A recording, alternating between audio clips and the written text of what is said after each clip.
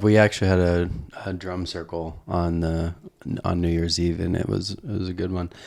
And we were moving that day, so I had the box truck with all the moving stuff, and there was like I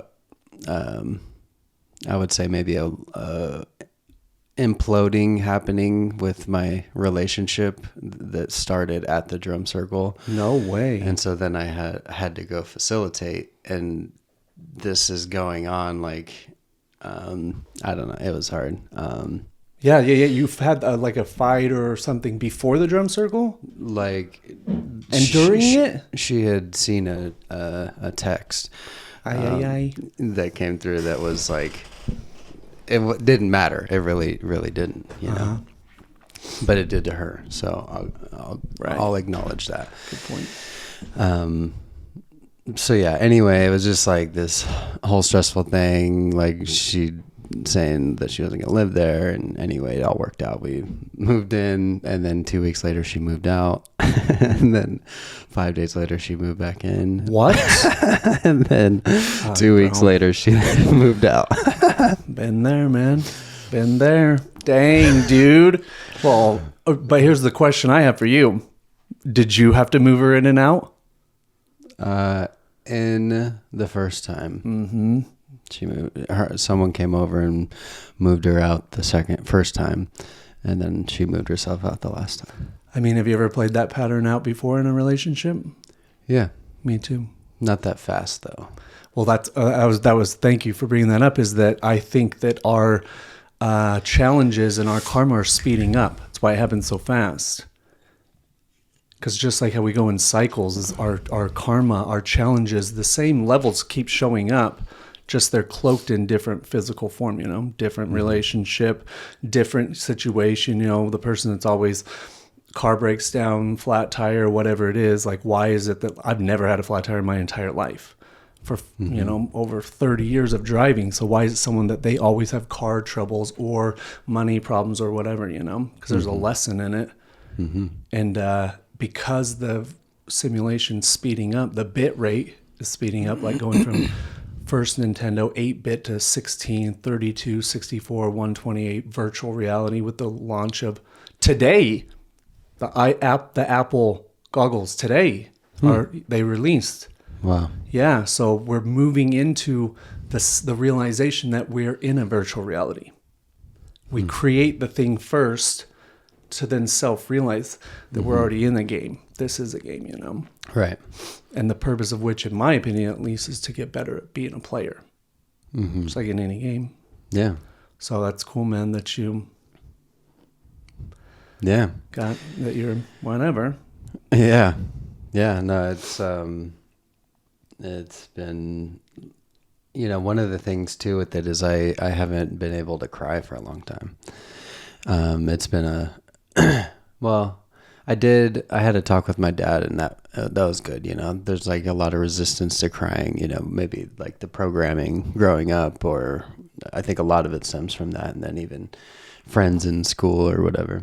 But was able to release in that way. Nice. Which I think was like you know, like you said, it's speeding up a clearing of something there. And a lot of what it was teaching me was like my own love for myself. Of course. You know, like always feeling like I have to defend myself and not just honoring my truth and letting it be that. Yeah. Yeah, because when you're defending yourself, you're protecting yourself from the perception of you might be hurt, you know? Rather than when you have a strong self-image, strong self-belief, and self-love, most importantly, yeah, anything anybody says can't affect you. You could say, is that true? Is that true or not, factually? And if it's not, then that's just their opinion. That's okay. Right. So, yeah, man, that's I would say probably one of the most important lessons that we're here to learn is how to love ourselves, how to connect with that divine love. And I think only then can we really truly love other people and give love to others. Is when our cup of love overfilleth from our own self-love. Yeah. Yeah. I definitely struggle with that too, because I'm like always pouring out love. And so, but it's You know, and it's pouring out love from a place of not having a full cup either. Right, So it's conditional. You're giving it because you want it back, and when you don't get it back, then you become whatever. Good for you to see that. That's true. Yeah. And crying is purging of emotion. It is the physical manifestation of you letting go of those emotions that you're holding on to. Like I said, I went to this retreat this last weekend that my buddy Vic put on, and it was for, you know, entrepreneurs that kind of have a past of, you know, trauma in the family, abuse in the family, gangs, drugs, prison. So most of the guys there were from, you know, interesting backgrounds. And so just a phenomenal experience. But, man, going back to what you're saying about crying in these lessons is, so when we first get there, there was a guy there, Brian, who was doing like breath work and stuff like that. I think he had a business or an organization or something like that. But as soon as we got there, he gave us a little square of paper and told us to write our traumas on it. And so everybody kind of wrote their traumas on it. And he said, you know, those of us who have come here right now, this isn't the first time we've connected. We're reconnecting, you know, and we're here to learn from each other and help each other grow. And so, you know, I would say, I mean, probably 90% of the men there were, you know, of Latino, Hispanic background. And so the first night, man, they put on the movie Blood In, Blood Out. Have you ever seen that movie? Yeah. Man, that was the most tragic. Man, it makes me want to cry right now. Because it reminds me a lot of my mom's side of the family.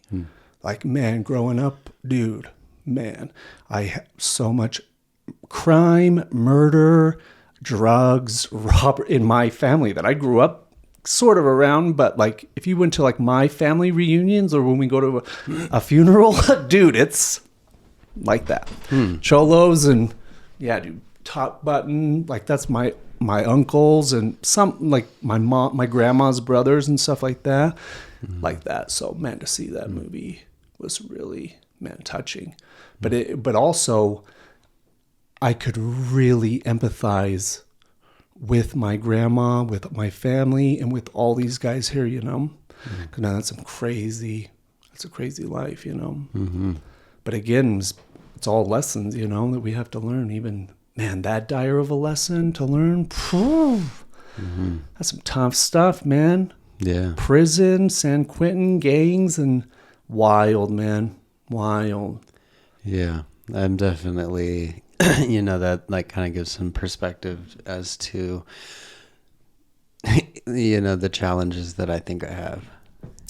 It's a big thing we brought up is, we often think that we've had trauma or whatever, but then you look at other people, you're like, fuck, man, my life's been so good. I know. People are like been abused by their parents or something. My parents were freaking angels. Right. You know, it's interesting because it's like very subtle traumas that take a little bit harder to notice. And it even makes me think, because I'm learning about like, you know, because I have a therapist now, and she's helping me, you know, just dive deeper on things. And I'm getting more connected to where some of the anger or something comes from, like with my dad, you know, and just whatever. But it's, I don't know. They're just like, as I'm trying to put myself in my dad's shoes, or, you know, as a parent, and how hard it would probably be to avoid all the traumas, you know, because their children are so sensitive. So like, you know, maybe not giving them attention for 15 minutes might be a micro trauma. Totally. And then, you know what I'm saying? So it's opening my eyes too of all the potential ways of there being trauma. Yes. Yeah. But also kind of, isn't trauma just a word we use to define a story that's not in harmony with our highest self? Because, man, that's really good how you say that, is those micro traumas. I think it was like Huberman or someone, I saw they've shown studies where the most important thing you can do for a child, even within like the first 5 minutes of it coming out, is love. And then up until for like the first 8 years, it's just love, it's validation, it's acceptance. It's the most important thing that a child needs. It's that because those are the fundamental programs on top of which your biocomputer works on. And so, man, when you said those micro traumas, what it makes me think of is, we have this river, this channel of energy, or call it what you want, light, God, source, whatever, but it's flowing to you from your higher self. But we have these boulders of trauma that have happened to us. Those are the big ones that define people's life. Like one instance, like let's say rape or something that was so traumatic, that's a huge boulder. But like, as we would know doing the work, going to ceremonies and things like that, is we've lifted out a lot of those boulders. And as you lift out a lot of those boulders, you realize, there's a lot of smaller rocks under those big boulders. And then once you kind of take a bunch of those and you realize, fuck, there's even smaller. So like the example would be like, let's say those big boulders are something very traumatic, a very traumatic experience. And then even bigger would be like years of that trauma. But once you can really heal and release those things, then you start working on ancestral. That's where those little smaller boulders are, like the traumas and the karmas that we pass down generation to generation. Like again, because I just wrote it in our Discord as so my family came over in like the late 1400s, 1500s with the Spanish conquistadors, and like my family, my ancestors settled all of New Mexico. And I have blood family like that were fucking savages. Savages. Just murdering, plunging, raping, So now, all these generations later, it comes to me. And I'm doing this work. And even like this last weekend, dude, I felt the healing. Because, dude, if I have if I have an ancestor that was a conquistador, that was raping and pillaging, his offspring got that karma. And the universe is perfectly balanced. So that debt always has to be paid back. If you do bad, whether you pay for it in this life or the next, you got to pay for it. Yeah. But the payment doesn't have to be like... Actually, it could be because, man, my grandma especially, that's what I feel. Well, that even is like a recognition of the work that the people have done that have come before us. 100%. To go from conquistador to your dad. Right. Passing what he passed on to you, and then you to Noah. Yes. Yeah. Thank you. Yeah. Because all the work that they did, that was sometimes, I think more than ever, or at least for me, speaking from my experience, is their work was more unconscious. Because especially once you eat those mushrooms with intention and you with reverence, then you're going to release a lot of those boulders in your ancestral river, So yeah, it is. I really like that. It's giving gratitude for our ancestors and the work that they did, the struggle that they went through, because that was their karma and all of our bloodlines' karma. Yeah, I think when you said that they were doing the work unconsciously in a certain way, it's like there's just like this intuitive knowing of what the truth is that lives inside. And so I think that unconscious decision to do the work or like do something different than their parents did, maybe they don't spank their kid anymore and yell at them. It just didn't feel in alignment with love truth, which is love. Basically. Right. Because let's say that someone is hit all the time. They make a decision in their mind, I'll never do this. And that's when it stops. And then they don't do it. Yep. And then you evolve, I think. I think we evolve. Our DNA, spiritual and physical, it all evolves because now that program has been changed. And look how long it takes, many generations. And that's why more than ever, especially us just talking about it, is, man, things are going to be taken off. They already are. Speeding up so fucking fast. I can barely hold on. Man. Yeah. It's so overwhelming, like how fast things are evolving and unfolding, how fast the world is changing. And for me, at least, I don't know about you, but I can clearly see the old world crumbling away. And I can clearly see new world emerging, It's clear as day to me. Yeah. But it's just like almost like a tsunami when the water pulls back first. Like that old world, as it's sinking and dissolving, it's also pulling. So now more than ever, it's so important to not look at it.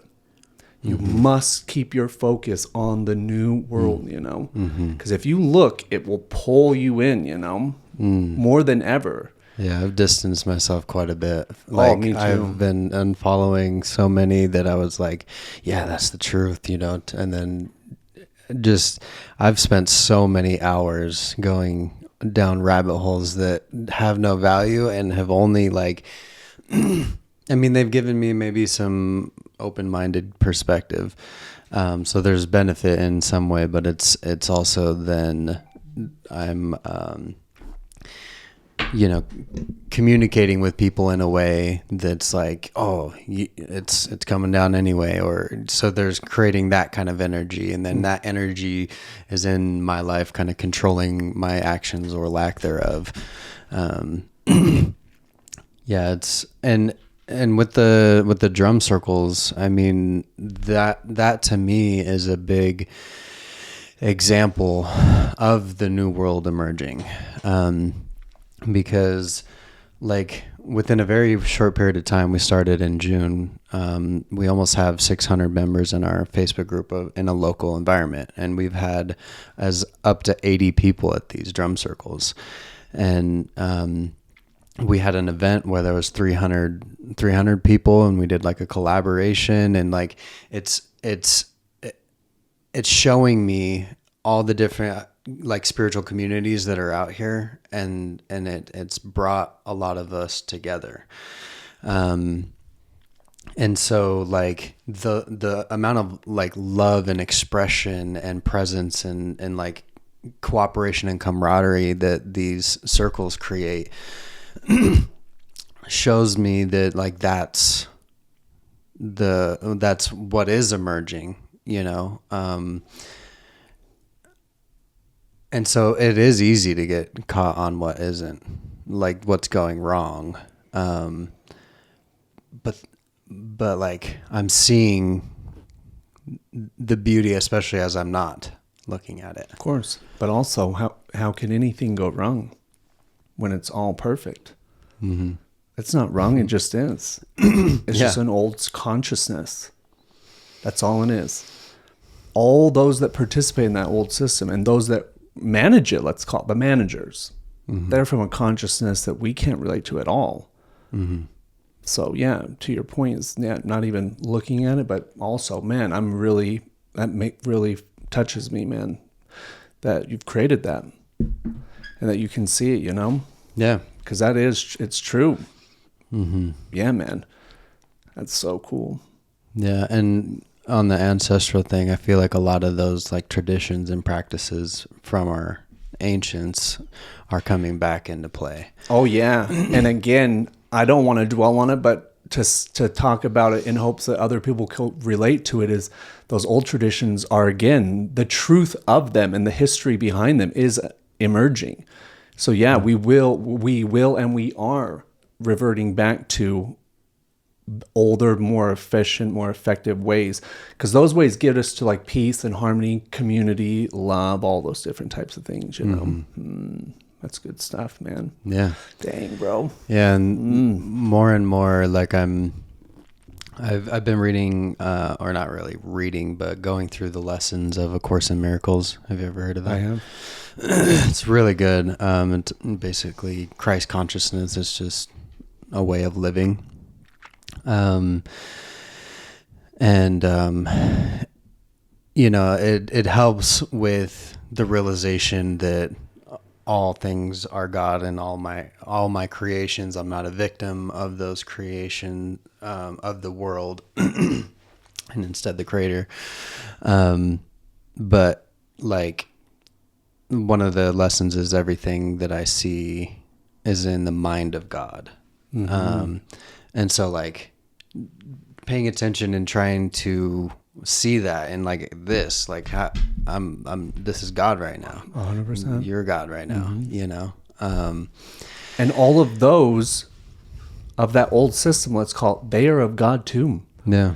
That's what it's more perfect than we could ever begin to understand. This whole creation, it's all working. If it weren't, it would completely fall apart. Yeah. So Already. it's all perfect. So it's all God. It's all God flowing through each of us. Like, I don't play my guitar. My guitars don't play themselves. I play them. Same thing. Like, the more I can learn to let go and tap into those higher states, the more I would just want to let go, just be led by our intuition, and led by those ideas that come to us when we're in the higher states of being. But to your point, and the topic is a big question. I just asked one of our friends the other day, because he's big into it. In fact, so big into it, like it made me realize, it's a virus. If you really get into the Q, the Trump, the politics, all that, it's a virus. And the epiphany that came to me, that I asked him a question, is that, does it make you a better man?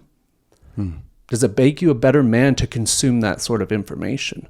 Because like you're saying, when you consume that information, sometimes you can either get, some people get very angry, but some people become very apathetic and nihilistic. What's the point of anything? It's all going to crash, doomsday. So what's the point? I'm just going to stay at home. Why strive to be better, go out and create my reality? That's the thing that's pulling, Right. So it's just change that focus. That was a big awakening for me. And the more I distance myself, the more I have to ask myself, does this thing make me a better man? Do hanging out with these people make me a better man? Does doing this make me a better man? And man, I'll tell you what, you can't just change like a light switch. Yeah. Because my old self likes to party, drugs, sex, and rock and roll. Yeah. It likes that. But too much of anything is bad. Too much of that, and it's very degrading to the body. So almost like using it as a tool is what has been coming to me, like saying, hey, okay, I'm going to set some goals.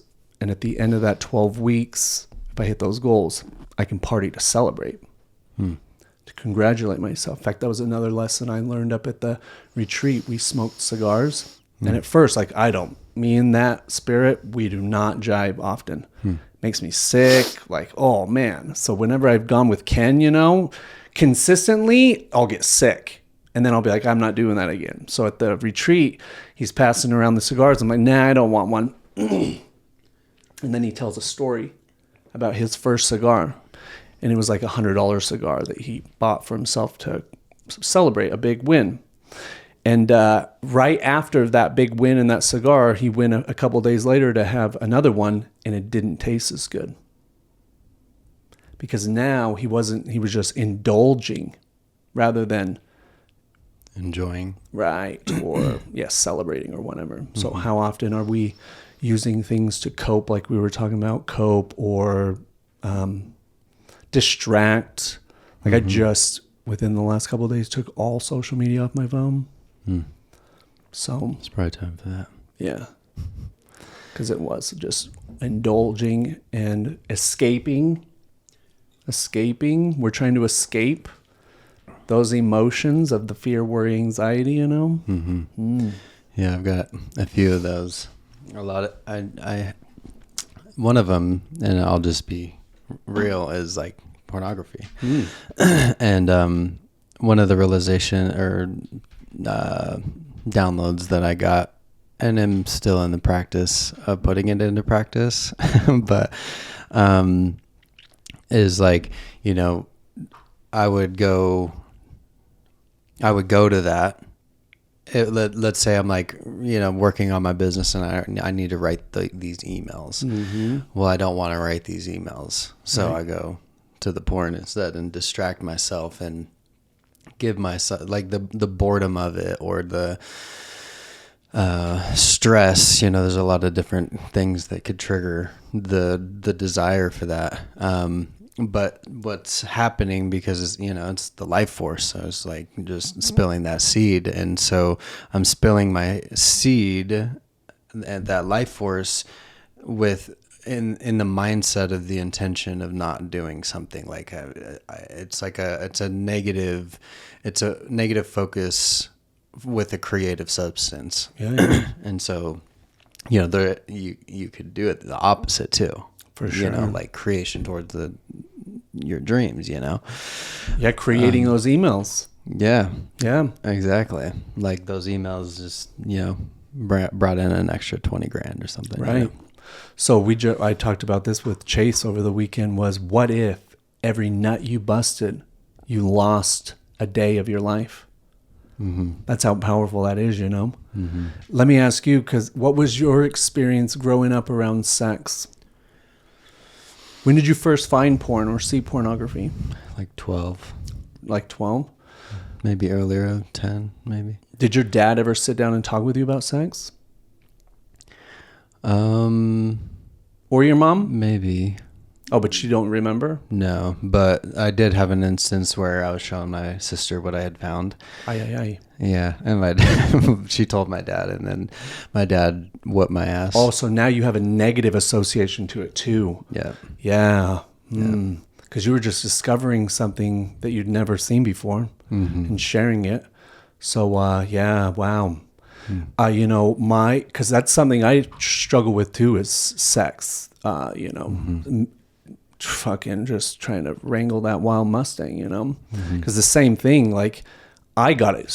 I saw some fat titties. I found a titty magazine up in the field behind my house when I was probably like around 10, and found porn in my dad's hamper when I was probably in junior high school.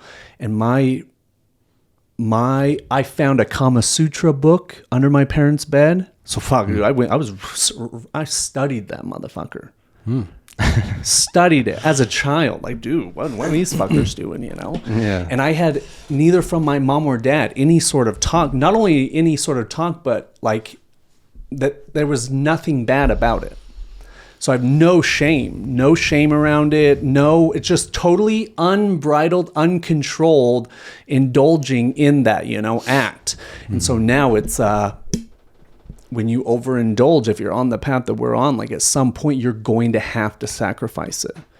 You can never advance to the next level until you can learn to transmute and transcend those lower natured activities. Because actually sex would be what, the root chakra? So that's your lowest vibrating chakra, is the one that wants to bust a nut. Might be the second. But yeah. You're getting stuck in that energy center. But also it makes me think is that we know we can go to those energy centers because they bring us security, sensation, and power. So we know in the world we're living in now, with so much changing, it's evolving so fast, we know that we can, when we're in those states of fear, worry, and anxiety, we can go boom. We know we've got something that we can turn to. But the key, I think, is finding something. You've got to replace it.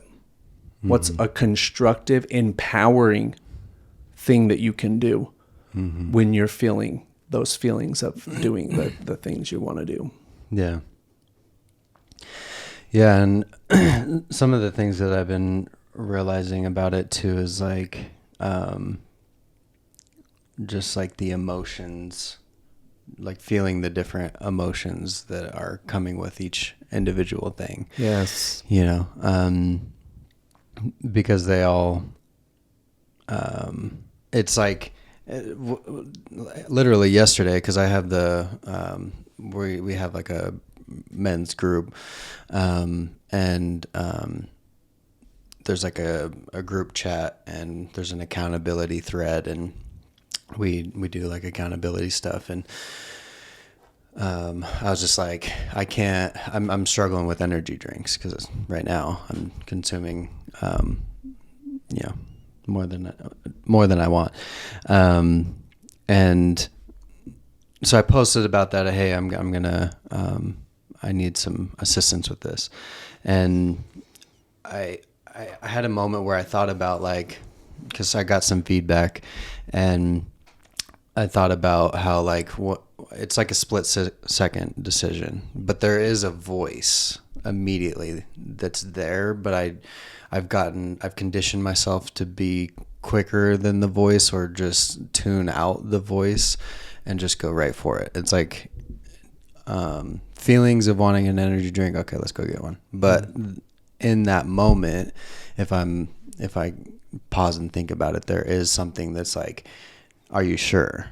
And I'm not listening to that. Am I sure? Because that's like, a part of me. Have you ever heard of IFS? Internal family systems. So it's like you've got an internal family inside of you, and they're all different parts of you. One's maybe the, teenager, like mad teenager, and then you've got the innocent child, and all these different people, and you can build a relationship. Wow. And so there's a part there that is trying to speak. And now I'm in the process of like actually listening and figuring out what that part is and getting in alignment with it. Yeah, that's powerful. That's true, man. Yeah, those voices. Wow, they come from different, characters or phases of life that we've been in. Because, I know that voice for sure. For sure. And they're multiple. Because one is like, the one voice is the higher self voice that like knows what I need to do. Let's use energy drinks. Is that the one knows not to do it, and when you're not doing it, you're in that voice. Let's call it. You're in that character. But then if something happens out of left field that causes you to feel a certain emotion, to go get it, that's a lower self or a previous self that was okay with it. There was a time where I probably went forever without having, probably 10 years without having an energy drink for sure. And so what happened that caused me to revert back to an old conditioning? Geez, since I was a mechanic, bro. Yeah. Yeah. And then that voice, now that we're talking about it, is that same voice that's like, are you sure, before I go get it, is like talking to me as I'm drinking it. And it's like, oh, you shouldn't have done that. It's like, I don't know, Yeah, totally. kind of in not necessarily attack mode, but like, guilt and shame. The inner critic. Yeah. And so there's another voice, the inner critic. So the highest self would be the one that says that to give grace. Because guess what? Perfection's an illusion, and you're never going to fucking figure it out. And in the end of it, it really doesn't matter. Drink all the energy drinks you want. Do whatever you want, because it really doesn't matter in the end. Maybe you'll figure it out in the next lifetime. But the more you can realize, like we're doing right now, these different voices or whatever you want to call it, they're voices for me at least. When that highest one is the one to always choose, to not be so hard on yourself, because in the end, it really doesn't fucking matter. In the book, A Course in Miracles, like one of the big fundamentals of it is forgiveness. And it's like forgiving our perceptions of the illusion. So we created a definition and a meaning to something when that's not in truth. And it's forgiving the decision to separate from God. So there's the duality, right? And it's forgiving ourselves for choosing that, and honoring the fact that we chose that to have this experience. And then along the way, there's a lot of other things that we are picking up because like the energy drinks, all of it is like a cry for love, for the love of God or something like that.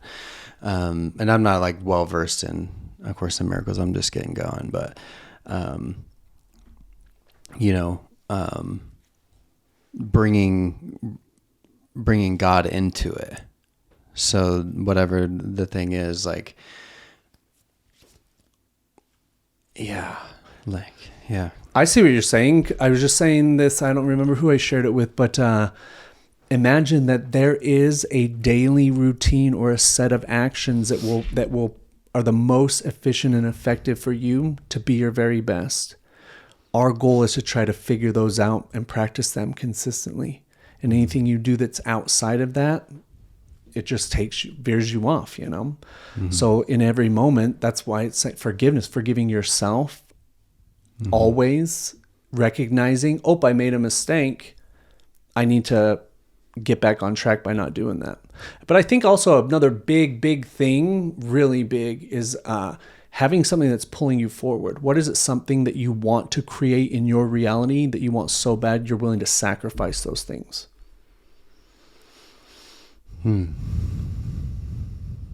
Finding that. Yeah. Once you can find that, then it's easy to make the decision, because now it's like, mm-hmm. What do you want? Do you want that thing that's up ahead that will you have to change 10x to get it? Or do you want to live in the fucking vibration that you're in right now? That makes me think, like with drinking, because I did 2 spurts of 2 years of not drinking. Mm-hmm. And part of that was I had a goal. Like the first time with you, I committed to not drinking until I made $1 million. Right. And went 2 years. Yeah. But then I had some, just like some experiences in my life where I was drinking from 9 a.m. till I'd pass out. And then I just messed up some relationships, and I was getting leads from a friend of mine, and he was going to stop sending me leads if I didn't like get clean.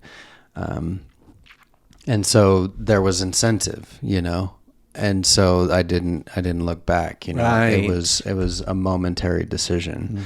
Mm-hmm. And it wasn't hard either, is the other thing I noticed. Yeah. It's not when you have that higher thing. Yeah. If you're not. What makes me think, because we're going back to the million, is also to add on to that, because look how easy it was for you to quit drinking when you found that thing that you wanted. But then it's also, okay, what actions must I take to get that?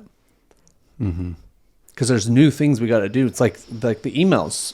Yeah, the quitting drinking was obviously easy, but the writing the emails and shit like that, not so easy. Mm-hmm. So it's again tapping into that thing, like, hey, not only am I not going to drink, but I have to. I think Tony Robbins says I'm going to just write an email every day without even the purpose of putting it out. I'm going to make a video every day. And I don't even have to put it out there. I just have to make it every day. Right. The same as I have to be sober every day, but that's easy. Mm-hmm. But when you say, I'm going to let go of this, but then I'm going to grab onto this. So what's like one thing you can do in your business that if you did it every day, within 2 years, you'd definitely have $1 million. Mm-hmm. Yeah, for sure. Yeah. That's a big thing that I'm learning is like all the stuff that I sign up for, not being able to say no, Interesting. Like online? Well, so like, right now the way I want to go is with the drum. Like I want to take that all the way. I want to be all in on that. But then I also have my marketing, which is what is like, has the money, you know what I mean? Cause the drum circles, it's not necessarily for that. However, there are paths that I can take to, be there. But like, so there, I'm spread both ways, and then I have the men's group, and then doing like all the getting together with people and not checking in with myself. And or for example, someone that I really care about, giving them marketing stuff for free or something like that, going out of my way to make sure that they have what they need. But I'm not giving myself that same energy. Totally. Man, when you say that, I think that, you need to build you need to have the drumming bring in the money. Yeah. Why doesn't it? Dude, that sounds so easy to me, in my mind at least. Bro. Yeah. For sure. Why aren't you selling drums on fucking Shopify? Why aren't you selling a course? Why aren't you selling a continuity to your community? It's just like church. Mm-hmm. It could be super alone, but if you're giving all this value, I don't see what. Yeah. Because just like I used to be a mechanic. I don't do that anymore. Mm-hmm. So like with the marketing, like if you don't love it as much as, because when you talked about drums, you fucking love it. Oh yeah. Oh yeah, even right there. I got my drum in my truck and another one. Yeah, but when you talk about marketing, it's like, you chunk down. Yeah. Right. So, yeah, there's like a fear because it's like, I guess part of it is like I need to open my awareness to what and like relax into it, allow it to come, but also at the same time being clear on where it's going. I have ideas of creating courses and stuff like that. I hadn't thought of doing like Shopify, but it's like, how do I make that switch when it's not pulling in money and I got all these, I got my bills, Yeah. I mean, if the marketing's making money right now, then you keep doing that while you're building your business. And once the one makes more than the other, then you let go of the one. Yeah. For sure. Because, if you're going to get on that, you've got to find a supplier for the drum and or drums. There's a lot of different type of drums. Mm-hmm. For sure. But then it is the courses and stuff like that. Right.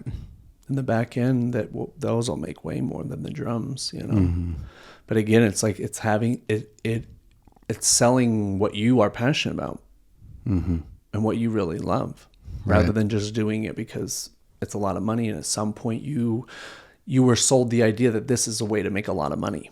Yeah. Rather than, I'm sure you do drums because you fucking love it. Yeah.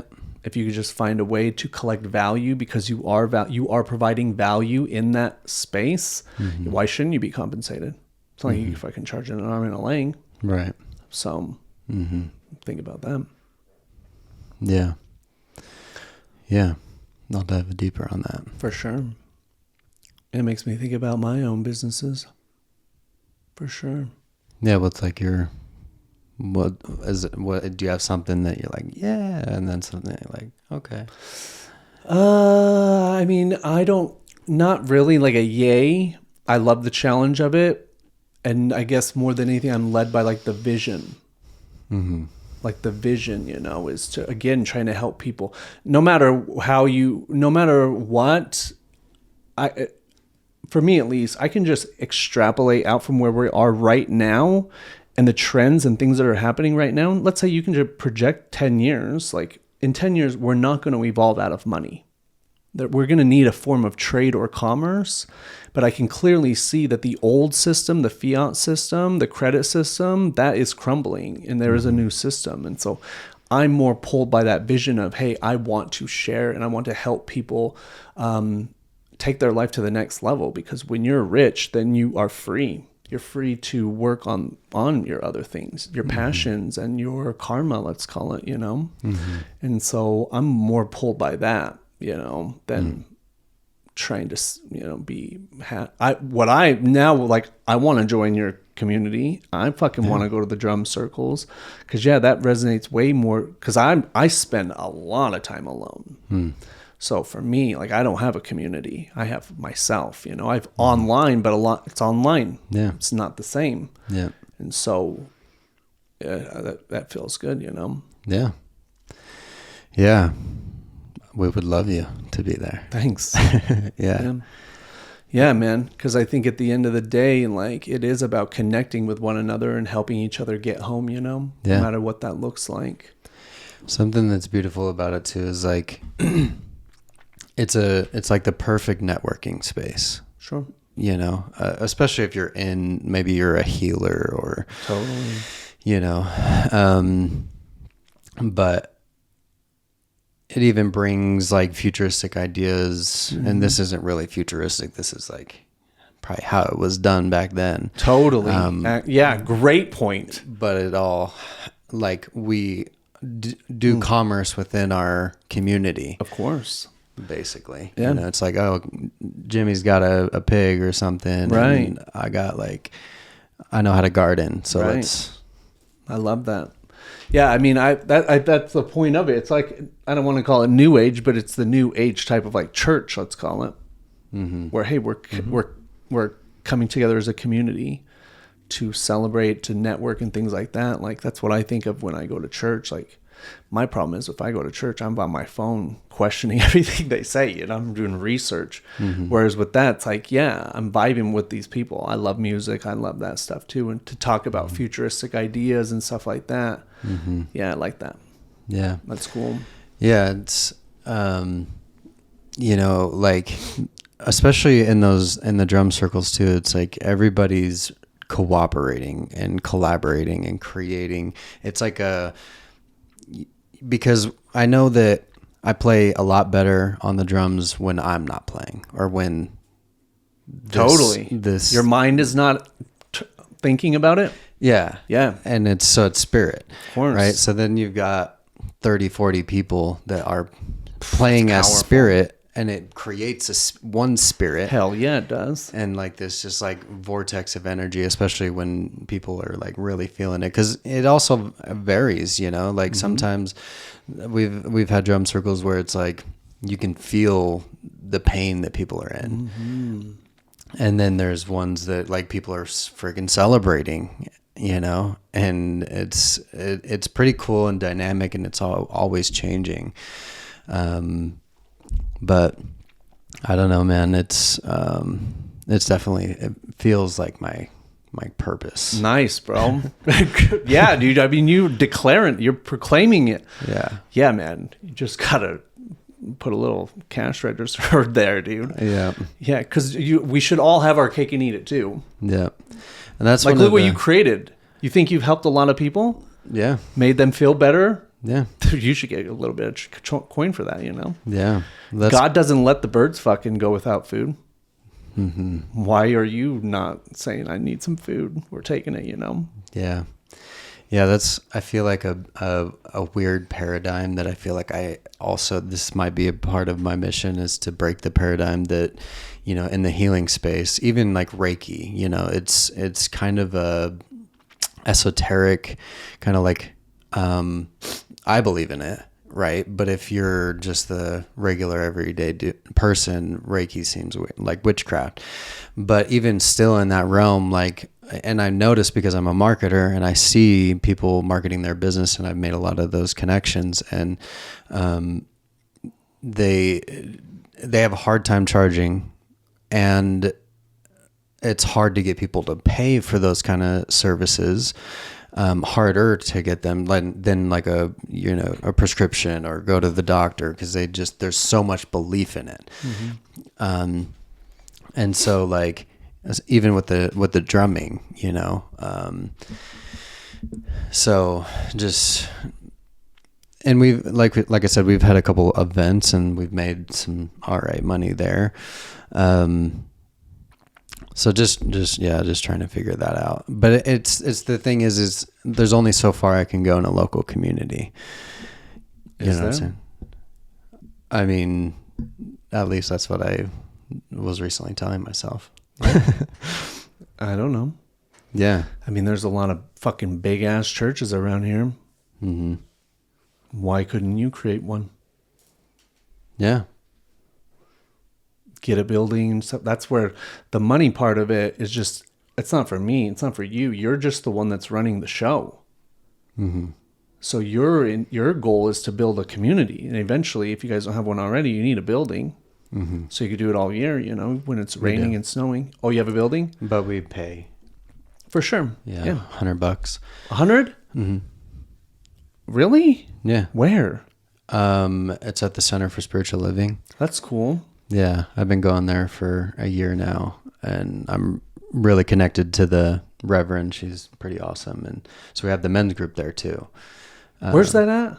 Off 5 Mile in Fairview. That's right. I've been there one time. Yeah. I think with Tim. Nice. Mm-hmm. Yeah. Nice, man. So it worked out really cool. good. It's a good high energy space. And yeah. And so see, it's already crystallizing around you. Yeah. Yeah, because eventually that's what the happens when building. you, what if you got 1,000 people? Will it hold 1,000? No, it'll hold like 80 maybe. Oh yeah, you need 1,000. Yep. Like Rock Harbor. Yeah. One of my big missions with it is like to fill a stadium. Fuck, that's what I'm talking about. Like BSU stadium, just drums. Hell yeah. Because like you said, that other spirit you feel, it's manifesting in vibrate and sound. Mm-hmm. Your sense, like you were saying, that the tone, like when you feel, you know, the sorrow or happiness or joy or, you know, ecstasy, they're all associated with a tone. So that's reverberating out. Exactly. That's the spirit. It doesn't come in physical form. It comes in sound form. Because sound transcends time and space. Music is the language of the universe. It's vibration. And so you guys are creating a spirit. Yeah. But then also is based on the cosmic energy of the time and whatever we need to go through, you guys are inspired to play that tone, to feel the sadness, to feel the whatever. It's not you guys even. Yeah, the spirit is coming to that circle to heal. Right. Yeah. You know, I mentioned going back to like older traditions like Christmas and, you know, these traditions that I've seen practiced my whole entire life. But probably in the within the last decade, what I really started stumbling upon probably 10 years ago was like the history of Christmas, you know, where did we get all these traditions, the pine tree, all this shit, you know. But then this last year, what came to me was the calendar. We should be living in 13 months. So imagine this. This is a question that I think about and I pose to people often is, would you stay in a relationship if the person was always lying to you? No, right? It wouldn't take me long to leave. Yeah. So if let's call it the Matrix, because people can relate to that. If it's lying to you about one thing, what makes you think it's not lying to you about everything? And the more lies you uncover, you'll discover that what if it's all been a fiction? And to let it go, you know, right? And to step into that new. Yeah. That's what it's talking about in the course is forgiving the illusion. Oh man, bro. Yeah. Because it's all a fucking illusion. Oh man, yes. That's how you let it go. Yes, until you let it go. Damn, that was that. Wah wah wee wah. Wow, yeah, it's all an illusion. This whole thing is an illusion. Wow. And it definitely takes some serious conscious effort because even here right now, it feels real. Right. But think about this to the next, in this room. But what if beyond what we could see, it was just nothing? Right. It's all an illusion. Yeah. And we've created memory and all this stuff that we know if we open that door, I already know for sure what's there. Yeah. It's already built into the memory. So your reality is unfolding 24 frames per second, you know? Yeah. Yeah, man. It's been a good year though. Yeah, it's been real good, man. And this one, whatever that looks like, you know, because I've really been trying to map it out more and to live my life with it more. The moon cycles, to live by those instead of the Gregorian calendar. And so, like, you know, when is here was one kind of discrepancy I had with like numerology and astrology and all this stuff is in an infinite cycle, there is no beginning and no ending. So how can you really say that this day is the new year or the start of the new cycle? Because there is no ending. So how can there be a one day that's a beginning? Yeah. You can just do year to date or year over year. Whereas, hey, there was a February 2nd, 2023. There certainly was that. But again, who's to say? Who decided that January 1st was the first day of a new year? That's a good point. So every day is like New Year's, you know. I think it's more of like what you've experienced is understanding that there's different energy every single day. And then there's energetic trends, let's say, for periods of time. Like we just came out of I think it was a 12 or a 15 year cosmic cycle with Jupiter and things like that. So, you know, those cosmic, never before over the last year have I felt more that there's cosmic forces out there that are affecting us way more than we think, and that we really don't have that much free will, that we are God experiencing itself through us, that it is flowing through us, you know, so that our thoughts on our own, we're picking them up like radio waves in your car. You're just picking them up. And so if you can get in tune with those and understand how the energy is working right now, cycles of energy that are pretty consistent over long periods of time called astrology, you know, and these different constellations and things, we're just trying to say, hey, for some reason, you know, as pattern seeking beings, we've just noticed that, hey, these things tend to happen in these cycles of time, you know. For me, at least, people talk about all the time, this seasonal depression or whatever that happens in the winter. Okay, so that means that in that cycle of time, in that season, your energy might come down, whereas in the summer, things change and they go up. So it's clear that in those months and in these seasons, things happen, you know, as within, so without, with the seasons and the trees and things like that changing, so do we. So the more you can get in alignment with that, rather than, again, that old system, then you can more flow with the cosmic energy rather than trying to force things, you know. Like, I'll tell you what, I certainly wouldn't like to have to wake up every morning and drive somewhere and do a job I didn't like every single day.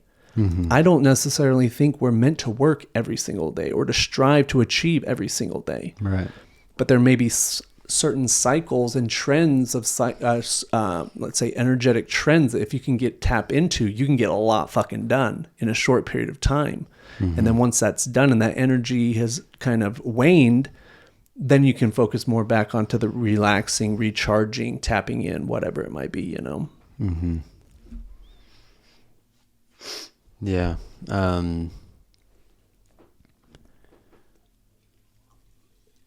Yeah. There was a couple of things that came up with that. I don't even know. Lost it. That'll happen. Yeah. Yeah, I mean, either way, I mean, I think this year is going to be incredible. Incredible for some, tough for others. Yeah. Tough for others, because the toughness is just trying to stimulate you to learn the lessons that you came here to learn. If you don't learn those lessons, the fucking pressure is increasing. Yeah, I think it's, you know, going to be hard for the ones that have resisted it for so long. Right. You know, like even in past lives, we're resisting it and are still resisting it a little bit. It's going to be like a forced hand almost. Yes, know? Exactly. Like it's just going to explode, I guess, you know, in terms of that lesson being shown. And I've had some explosions this year that have taught me those. So, I mean, even me, I'm learning hard lessons too. Of course, you know, I've resisted of the things that I have resisted. And it's even like a little scary to be like, if I don't learn this lesson, even though it just blew up 3 times this year or something, then it's just going to continue to stack on the power Right. of that explosion. Right. Yeah, because if we continue to repeat the same patterns over and over again, what is the lesson that we're not seeing within it? What lesson do we need to learn? What story do we need to change about ourself? Because we can't change the past, but we can change how we define the past, you know? So again, like that you were saying is forgiveness, forgiving oneself, you know? Forgiving your story. One of the practices that I just like recently got back into, you taught me, is mirror work. I'm going to have you look in that. Have you looked on that? True mirror? Yeah, man. So you know when you look in a mirror, it reverses. Right. So you've never really seen yourself as other people see you. Yeah. That shows you. Ooh, that's cool. Yeah. Yeah. It's do you do mirror work with that? I am, for sure. Yeah. That's a good idea. Yeah. I mean, I notice that there are two sides of my 100%. face. They look different, you know? Yeah. And so, like, even in the mirror, I'll talk to both sides. I like that. Like it's maybe the higher self and the ego or something. Or Right. like, however that works out. I've also heard that, like, I don't know which, but feminine and masculine is on each side too. So yeah, talking to each side, that's powerful. Oh yeah, because there is creative and logical. I would say feminine energy is more creative, whereas masculine energy is more logical. Yeah, man, that's very cool. Yeah, seeing and speaking to each side, and how you speak to them is going to be different. Dang, that's cool. Yeah, because there's like one side that I like dominantly look towards, you know.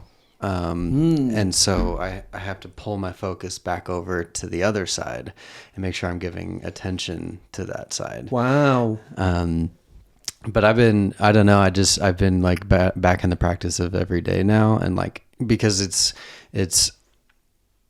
you know, I'll brush my teeth and maybe hesitate to look at myself or distract myself with something else, or passing in the mirror. You know, I'm just like looking at my character. I'm not looking at myself. Right. And then it's very quick to get out of the mirror. And so realizing that and trying to be more intentional about like actually creating the time to be there. Yes. And in fact, I did some acid the other day. And there's this giant mirror. I was staying at a friend's house, and giant mirror, and basically I just got naked and stood there in front of the mirror and was just like doing weird shit, you know, like, Nice. and just like connecting with the character. And that's what I'm doing right now. Is like I'm grateful and thankful for the character, and like trying to realize that that's what it is that I'm seeing. Because like something that happened last night when I was talking to myself is I'm realizing that I believe in I don't believe in the character that I see. Believe in it, you, as far as like, I believe in you. Yeah, like Encouraging, like, yeah, validating. like like kind of like love for myself, and believing that I'm good enough or whatever. But I've been realizing like I've been wanting to believe in the character and not in the steerer of the character. Right. Or believing in the story, because the story is the character. Yeah. Do you feel like as a child, did your dad tell you I love you a lot? I think not. I mean, he does every time I see him. I mean, as a child. I'm sure he did. But you don't remember? No, I think him and I's relationship was kind of turbulent. Just like I always felt like he loved my sister more. And so I resisted him. So there was potential, because of that resistance, I'm not even hearing it. Right. About what age was that? Probably like 10. Okay. Yeah. Around that same age, would you say that's when you really started to divert away? Mm-hmm. Go your own way, do your own thing, however that might look? Yeah. Yeah, I think that I experienced that too, for sure. Especially like as a teenager, you know. Once I got into junior high, I should say, I can remember very clearly, because when I went to junior high, that's when the gang stuff started for sure. And my dad's brother was murdered by a gang member, so my dad hated gangs, and I was a gangster. So it really divided us, you know. And in that division, I created a story, an anger, and then, you know, projected it onto him for many years until I learned that, changed that lesson, you know. But the point being is that, and that we talked about this, I shared this up at the cabin, is you should get a picture of yourself from around at the age of 10. I do. You do? It's nice. in my truck. Oh, nice. And you love it? Send it love? Yeah. Yeah, man.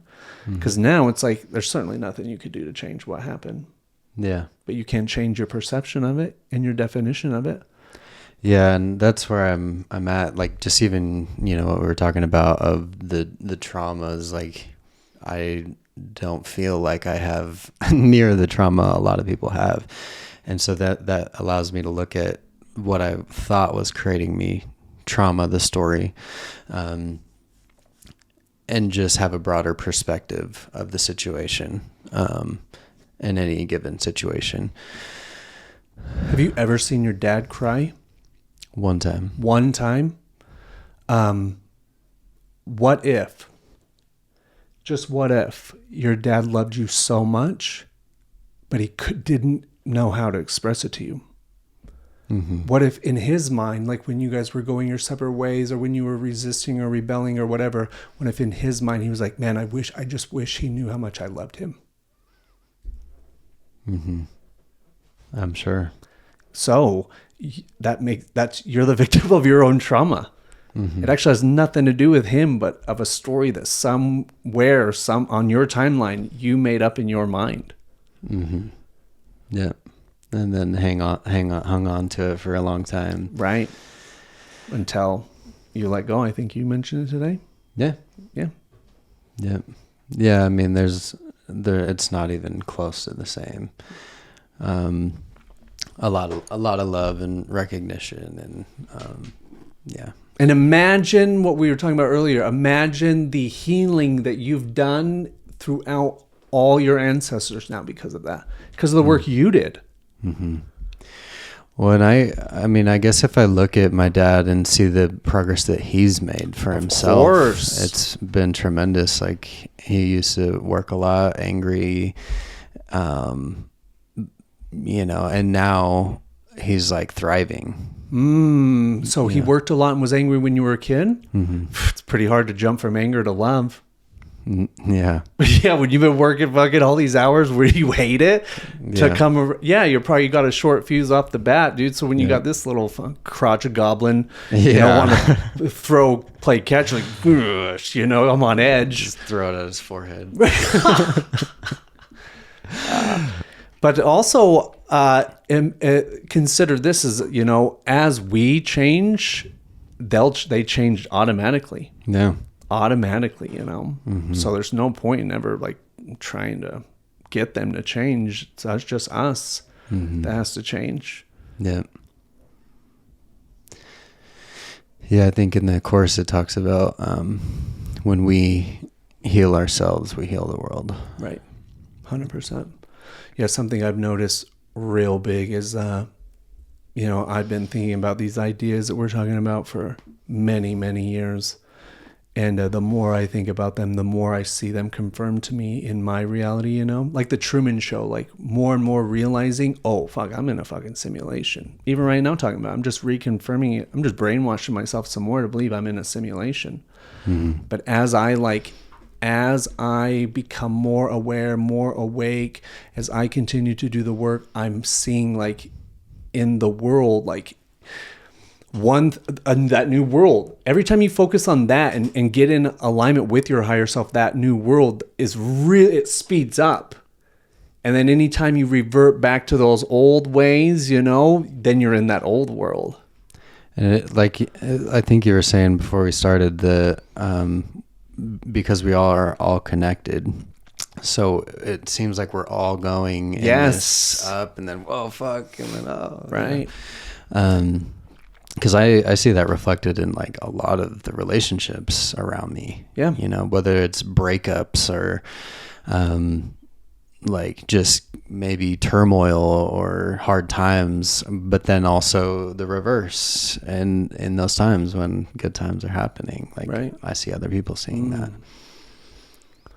Yeah, I think from my experience at least, I get to see that, but I don't know. Like I think that some, like, just like, let's consider like a monk or someone that dedicates their life to the path. You know, it's their life is not so up and down. It's much more just. And then I can watch and say, oh, here's where the collective is. You know, I'm just gonna go back into my house and go play guitar for the afternoon. You know. Yeah. Yeah. To try to always, because again, like we're saying, is that even in relationships, our job, any of those things, it's a reflection. And there's very valuable spiritual lessons contained in relationships, in a job that sucks or otherwise. Many, many lessons. And so anybody that's suffering is just the physical expression of resistance. You're got resistance somewhere. There's a lesson you're not learning. Like the book says, I think one of the most important lessons is forgiveness. Forgiveness, acceptance, and that we've talked about today also is self-love. Loving yourself. It's the most important thing.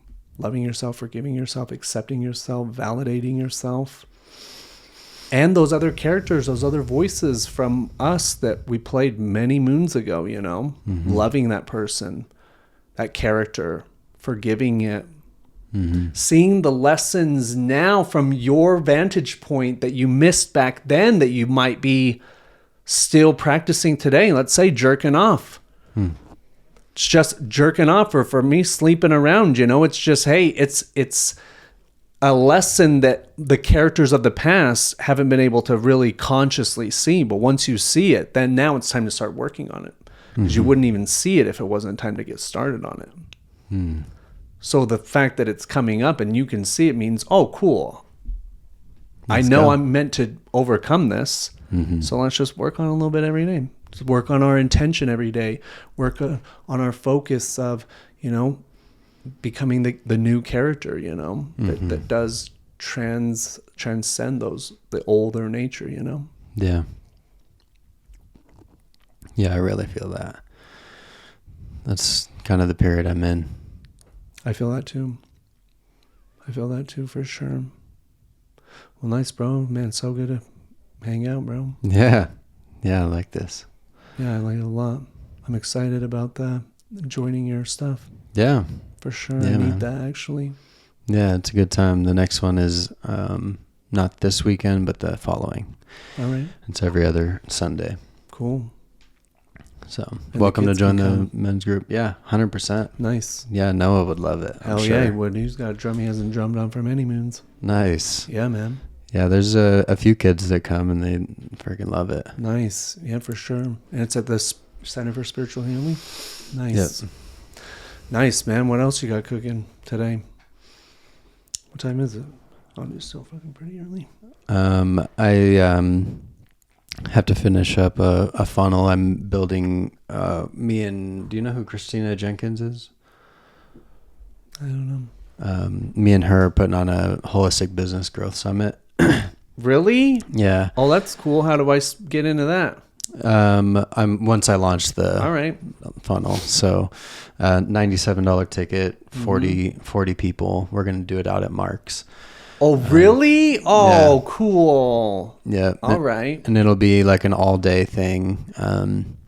And we'll have a dance and stuff at the end. It's kind of like a bump order to get like a party pass to the that's smart. afterwards. That's and then really smart. Can kids come?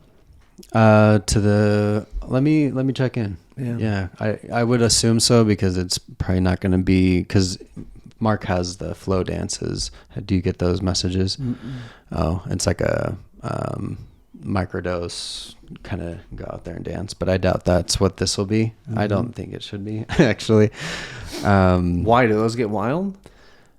Not wild, really. I mean, it's fun. It's a lot of fun. It's just Not kid friendly?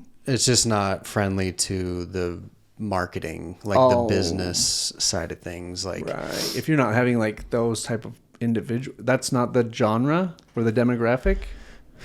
it's hard to say that everyone's into it, you know? Right. So, yeah, just not for that one probably. But then we're doing a VIP event. And that's an upsell in 2 weeks after that, back at Mark's, and doing like the cold plunge and the sauna that he built out there, and creating like a ceremony out of like over the shoulder. We're going to help you do this stuff, as opposed to like the event is we're going to teach you all this stuff. The VIPs, like, let's put it into practice. Nice. Yeah. That's So awesome. trying to get that launched so we can get to marketing it, and definitely going to make sure that I get outside. Yeah. That's Yeah, me too. In core fact, you got fundamental. time? You want to go for a walk? Let's do it. Oh, nice, dude.